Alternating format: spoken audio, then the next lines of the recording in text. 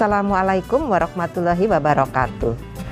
Sobat sehat, bertemu kembali dengan saya, Dr. Sofi. Akreditasi bukan sekedar dokumen. Ada 5 cara penilaian dalam akreditasi yang dikenal dengan RDOWS. Penjelasannya adalah 1.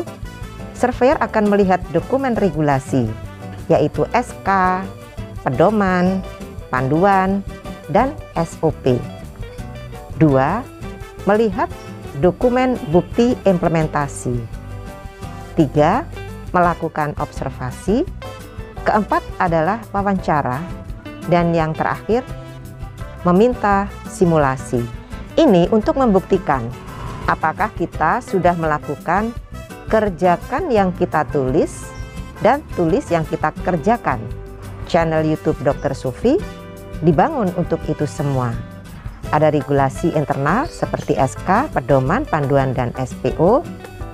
Ada dokumen bukti pelaksanaan, dan saat observasi yang dilihat sama dengan yang ada di regulasi dan dokumentasi.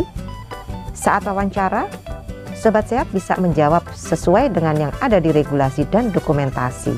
Dan saat diminta melakukan simulasi, bisa melaksanakan sesuai SPO yang sobat sehat susun sendiri. Sobat sehat, ini video saya yang ke-232 yang akan membahas PPI pada penggunaan peralatan kesehatan lainnya di fasilitas kesehatan tingkat pertama. Sebelum melihat video 232 ini, saya anjurkan sobat sehat melihat video tentang PPI di fasilitas kesehatan tingkat pertama pada video 212 sampai dengan video 231 dan video 132. Baik sobat sehat, kita akan membahas PPI pada penggunaan peralatan kesehatan lainnya di FKTP pada video 232 ini. Seperti telah dibahas pada video 216 tentang ruang lingkup PPI di FKTP, PPI dengan penerapan bundles HAIS dan PPI pada penggunaan peralatan kesehatan lainnya di FKTP merupakan pembahasan kedua setelah pembahasan kewaspadaan isolasi. PPI dengan penerapan bundles HAIS sudah dibahas di video 231 sebelumnya. Sedangkan PPI pada penggunaan peralatan kesehatan lainnya di FKTP dibahas pada video 232 ini. Yuk kita bahas. PPI pada penggunaan peralatan kesehatan lainnya meliputi infeksi terkait HAIS di fasilitas pelayanan kesehatan juga dapat disebabkan oleh penggunaan alat kesehatan lainnya sebagai sumber penularan penyakit infeksi jika tidak dikelola sesuai prinsip PPI. Penggunaan peralatan kesehatan lainnya yang sering dipergunakan di fasilitas kesehatan tingkat pertama antara lain alat bantu pernafasan atau oksigen, terapi inhalasi atau nebulizer, dan perawatan luka. Hingga saat ini belum tersedia hasil penelitian berkaitan bundle alat kesehatan dimaksud. Oleh karena itu, penggunaan alat kesehatan tersebut akan dibahas dari aspek PPI sebagai berikut. Pertama, kita akan bahas PPI atau pencegahan dan penanggulangan infeksi pada pemberian alat bantu pernafasan atau oksigen nasal. Kita akan membahas maksud, tujuan, sarana dan persiapan serta prosedur PPI pada terapi oksigen nasal. Apa maksud PPI pada pemberian alat bantu pernafasan atau oksigen nasal? PPI pada pemberian alat bantu pernafasan atau oksigen nasal kepada pasien adalah untuk meningkatkan kualitas pemberian alat bantu pernafasan atau oksigen nasal melalui upaya pencegahan dan pengendalian infeksi, melindungi sumber daya manusia dan masyarakat dari risiko kejadian infeksi, serta mencegah kejadian infeksi saluran pernafasan. PPI pada penggunaan alat bantu pernafasan atau oksigen nasal dimaksudkan agar pemakaian peralatan terapi oksigen seperti tabung oksigen, selang, masker oksigen, humidifier, dan kanula yang sesuai dengan standar penggunaan peralatan dan penerapan prinsip PPI. Apa tujuan pencegahan dan pengendalian infeksi pada pemberian alat bantu pernafasan atau oksigen nasal? Tujuannya adalah untuk mencegah terjadinya infeksi silang akibat penggunaan alat bantu pernafasan atau oksigen nasal yang tidak sesuai dengan standar. Apa saja sarana dan bagaimana persiapannya? Pertama, pastikan tabung oksigen lengkap dengan flow meter dan humidifier dalam kondisi bersih terisi oksigennya. Kedua, siapkan nasal kateter, kanula, atau masker oksigen sekali pakai. 3. Vaselin atau lubrikan atau pelumas atau jelly sekali pakai. Jika tidak memungkinkan, pastikan jelly selalu tertutup. Ini jika diperlukan. Selanjutnya, sobat sehat, kita lihat gambar 35 di video ini yang menunjukkan adanya kanul hidung, face mask, dan tabung oksigen. Lalu bagaimana prosedur PPI pada terapi oksigen nasal? Prosedur PPI pada terapi oksigen nasal meliputi: pertama, lakukan kebersihan tangan sebelum mempersiapkan peralatan dan melaksanakan prosedur pemberian oksigen nasal. Kedua, pastikan satu selang oksigen untuk satu pasien. Flow meter dan humidifier harus dalam kondisi bersih dan kosong. Ketiga, hidupkan tabung oksigen dan atur posisi semi-fowler atau yang sesuai dengan kondisi pasien. Berikan oksigen melalui kanula atau masker dengan aliran oksigen sesuai kebutuhan pasien. Hindari risiko iritasi pada selaput mukosa hidung. Keempat, pastikan selang oksigen tidak terkontaminasi dengan lingkungan atau benda infeksius sebelum dipakai oleh pasien, karena akan terjadi risiko infeksi saluran pernafasan. 5.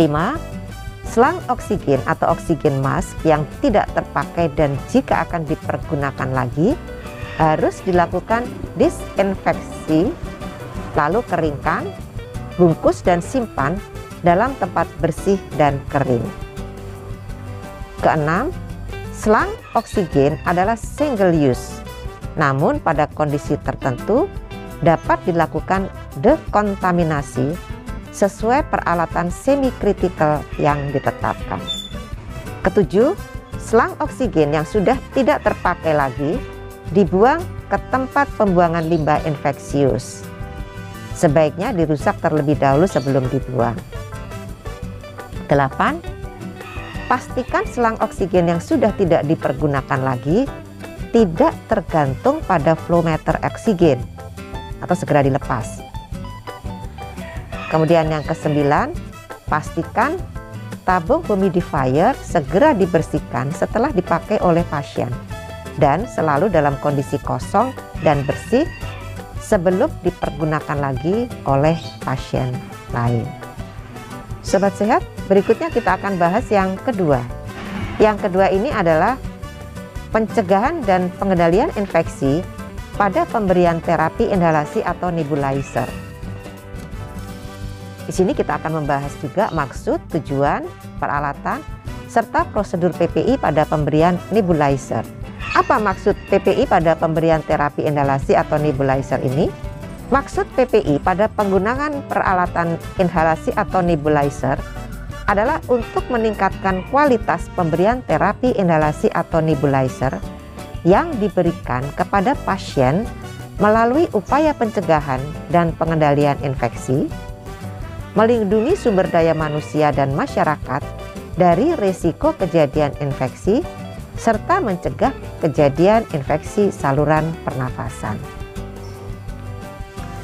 Apa tujuan PPI pada penggunaan peralatan inhalasi atau nebulizer? PPI pada penggunaan peralatan inhalasi atau nebulizer bertujuan untuk mencegah terjadinya transmisi penularan penyakit infeksi akibat penggunaan nebulizer yang tidak sesuai dengan standar. Apa saja peralatan inhalasi atau nebulizer? Peralatan pelayanan nebulizer yang terdiri dari generator aerosol, alat bantu inhalasi yang meliputi kanul nasal, masker, mouthpiece, dan cup, tempat obat cair, dan obat-obatan, serta cairan pengencer obat. Sobat sehat, kita lihat di video gambar 36 peralatan nebulizer. Selanjutnya bagaimana ya PPI pada pemberian nebulizer? Ada beberapa langkah. Pertama, pastikan peralatan nebulizer dalam kondisi siap pakai dan bersih, dan lakukan tes kelayaan penggunaan. Kedua, lakukan kebersihan tangan sebelum menyiapkan atau menyentuh peralatan dan pasien. Petugas menggunakan masker jika diperlukan. Kemudian yang ketiga, penggunaan alat adalah sebagai berikut. Selang oksigen, masker, dan nebulizer kit adalah alat kesehatan sekali pakai. Jika tidak memungkinkan, maka dapat dipergunakan kembali oleh pasien yang sama. Namun harus dibersihkan terlebih dahulu dengan dekontaminasi melalui perendaman cairan enzimatik 0,8% atau deterjen selama 10-15 menit. Keringkan, kemudian bungkus dengan plastik transparan, simpan di tempat kering dan tertutup, dan alkohol swab 70%. Selanjutnya, semua peralatan yang sudah dibersihkan disimpan di tempat yang kering, bersih, dan tidak menempatkan di lantai atau permukaan yang kotor. Kemudian yang keempat, penggunaan cairan dan obat yang dicampur dalam cairan nebulizer idealnya sekali pakai. Namun jika harus berbagi dengan pasien yang lain, maka lakukan teknik aseptik lalu segera membagikannya pada waktu yang sama. Jadi tidak boleh menyimpan sisa obat dan cairan sisa kecuali direkomendasikan oleh pabrikan.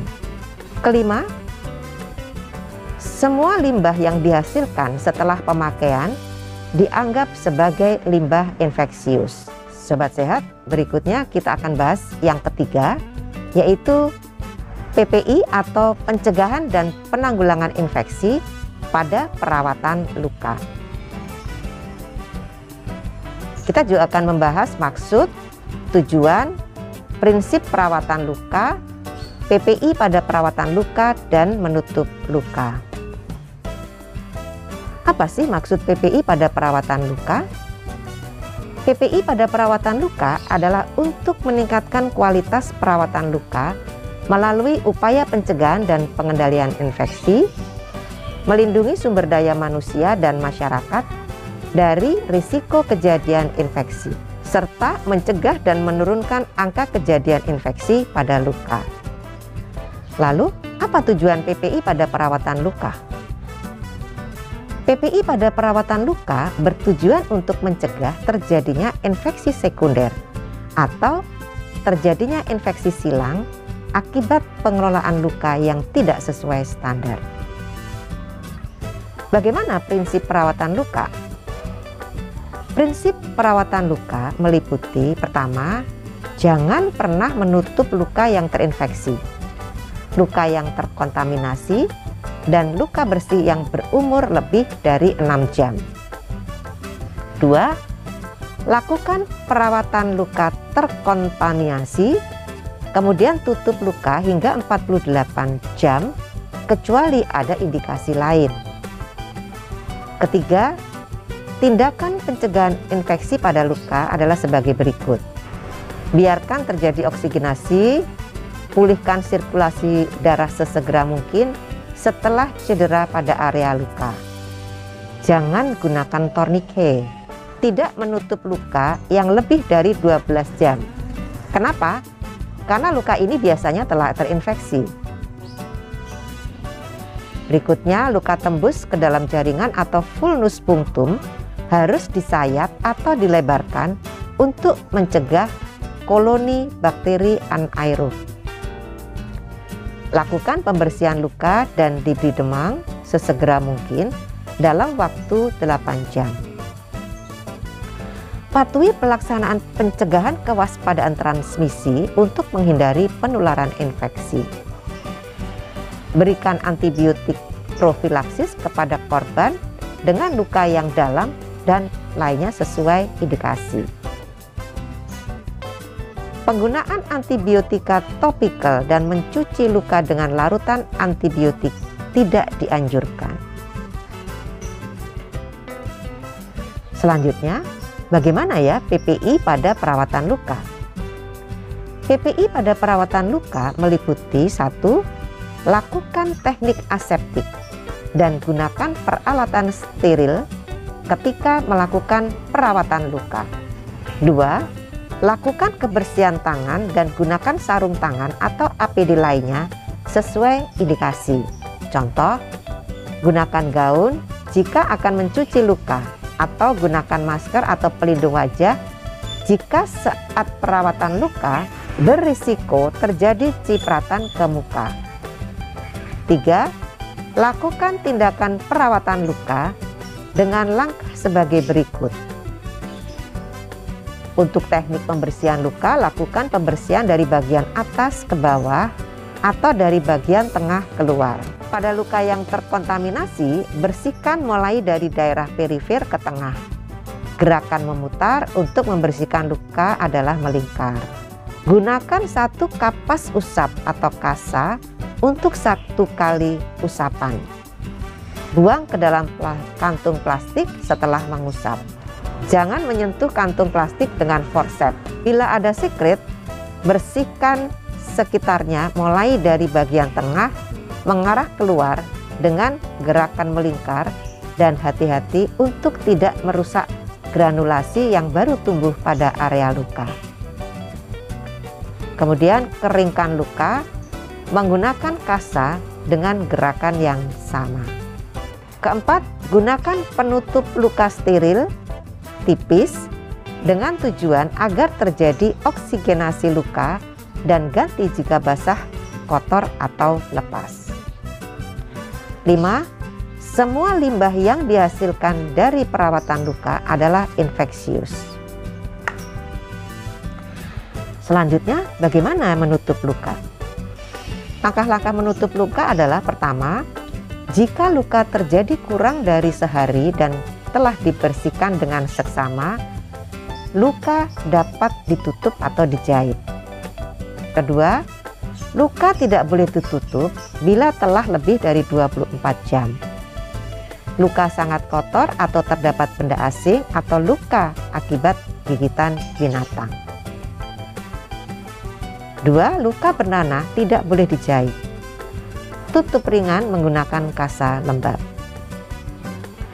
Demikianlah Sobat Sehat, di video 232 ini kita telah membahas PPI atau pencegahan dan pengendalian infeksi pada penggunaan peralatan kesehatan lainnya di FKTP, yaitu puskesmas dan klinik.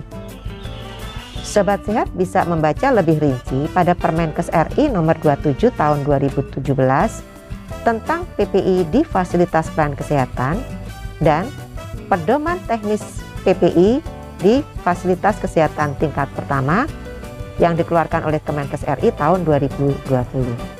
Kita akan bertemu di video 233 untuk membahas tentang penggunaan antimikroba yang bijak di fasilitas kesehatan tingkat pertama. Sampai di sini dulu ya. Semoga selalu sehat. Wassalamualaikum warahmatullahi wabarakatuh.